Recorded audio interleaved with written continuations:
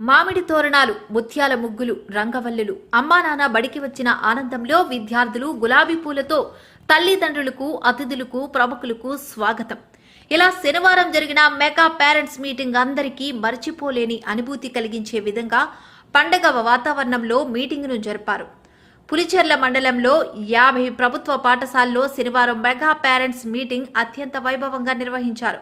Pulicherla, Rompicherla ZP ఉన్నత పాఠశాలలో జరిగిన మీటింగ్లో పొంగనూరు నియోజకవర్గ టీడీపీ ఇన్ఛార్జ్ చల్లా రామచంద్ర రెడ్డి మాట్లాడుతూ ప్రభుత్వ పాఠశాలల అభివృద్ధి ధ్యేయంగా ప్రభుత్వం ముందుకు పోతుందని అన్నారు.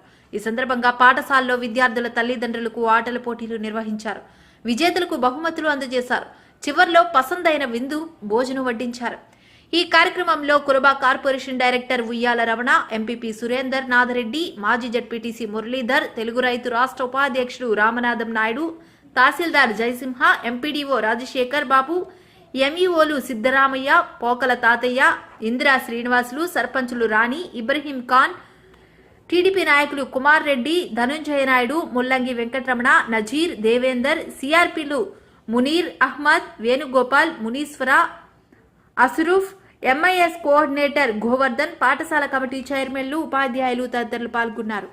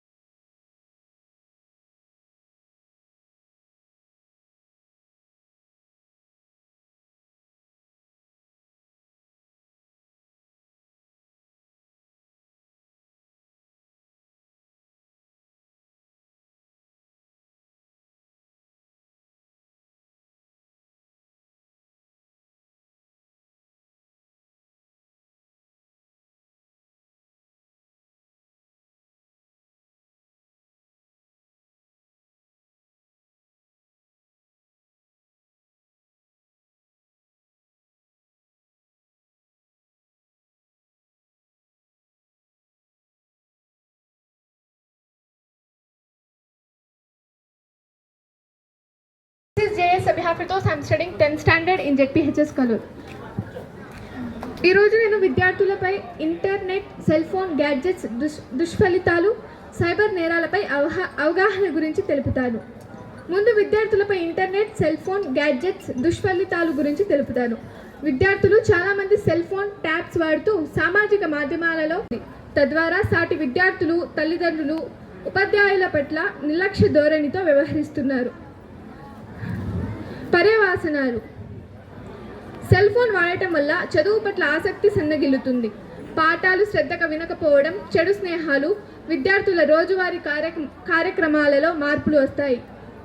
రాత్రి ఆలస్యంగా నిద్రపోవడం వల్ల ఆరోగ్యం చెడిపోవడం, ఉదయం త్వరగా నిద్ర లేవలేక స్కూల్కి టైంకి రాలేరు. నిద్రలేమితో బోధన కూడా అర్థం చేసుకోలేరు. అభ్యాసన ఫలితాలు సాధించడంలో వెనుకబాటుతో విద్యార్థులు విపరీత ప్రవర్తనకు గురవుతారు. దీని ప్రభావం పాఠశాల మీదనే కాకుండా సమాజం మీద ఉంటుంది. ఓవైపు వ్యసనం, మరోవైపు మోసం. పిల్లలకు సెల్ ఫోన్లు, ట్యాబ్స్ ఇచ్చి తల్లిదండ్రుల పర్యవేక్షణ లేకపోవడంతో వారు హింసాత్మకమైన దృశ్యాలు చూస్తూ, ప్రమాదకరమైన ఆటలు ఆడుతూ, అపరిచితులతో స్నేహాలు చేస్తుంటారు. అపరిచితులతో తమ ఫోటోలను, వ్యక్తిగత సమాచారాన్ని పంచుకోవడం, చిన్న చిన్న నగదు లావాదేవీలు చేయడంతో సైబర్ నేరగాళ్ల బ్లాక్మెయిల్కి దొరికిపోతున్నారు. కొందరు మోసపోయి ఆత్మహత్యలకు, ఆర్థిక నేరాలకు పాల్పడుతున్నారు. మోసపోవడం, మోసం చేయడం, ప్రాణాలు తీసుకోవడం, ప్రాణాలు తీసే స్థాయికి కూడా దిగజారుతున్నారు. సెల్ ఫోన్ బానిసలు కాకుండా తీసుకోవాల్సిన చర్యలు: సెల్ ఫోన్కి బానిసగా మారిన విద్యార్థులకు కౌన్సిలింగ్ ఇవ్వడం, పాఠాలతో పాటు ఆటలు, పాటల వైపు విద్యార్థుల దృష్టి మళ్లించడం, పాఠ్యాంశాలలో విద్యార్థులు పాల్గొనేలా చేయడం, ఈ పోటీలలో పాల్గొనే విద్యార్థులకు ప్రోత్సాహకాలు అందించడం. తల్లిదండ్రులు తమ పిల్లలతో ఎలా వ్యవహరించాలి? Best teacher plus best parent is equals to best student. తల్లిదండ్రులు పిల్లలతో మాట్లాడాలి. టైం: పిల్లలకు సమయం ఇవ్వాలి. ట్రైనింగ్: నైతిక విలువలు, సత్ప్రవర్తన నేర్పాలి. టీచింగ్: కథల రూపంలో నీతిని బోధించాలి. ట్యాక్ట్ఫుల్: సమయస్ఫూర్తిగా, సరదాగా పిల్లలతో వ్యవహరించాలి. సైబర్ మోసాల బారిన పడకుండా కొన్ని సూచనలు. మీ పేరు, చిరునామా లేదా పాస్వర్డ్ వంటి వ్యక్తిగత సమాచారాన్ని ఆన్లైన్లో ఎప్పుడు షేర్ చేయవద్దు. మీరు ఏవైనా తెలియని లింక్లను క్లిక్ చేయొద్దు.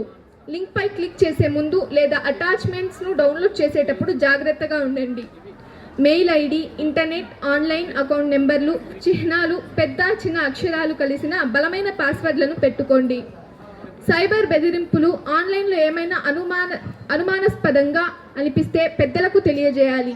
మీరు ఏదైనా ఆన్లైన్లో అనుచితంగా చూసినట్లయితే లేదా ఎవరైనా మీకు అసౌకర్యమైన సందేశాలు, వీడియోలు, ఫోటోలు పంపినట్లయితే వెంటనే పెద్దలకు తెలియజేయాలి. సోషల్ మీడియాలో మీ పోస్టులను ఎవరు చూడవచ్చు, ఎవరు చూడకూడదో నియంత్రించడానికి గోప్యత సెట్టింగ్లను ఉపయోగించాలి. మీకు తెలియని వ్యక్తులతో ఆన్లైన్లో ఎట్టి పరిస్థితుల్లో కూడా చాటింగ్ చేయడం, మాట్లాడడం చేయరాదు.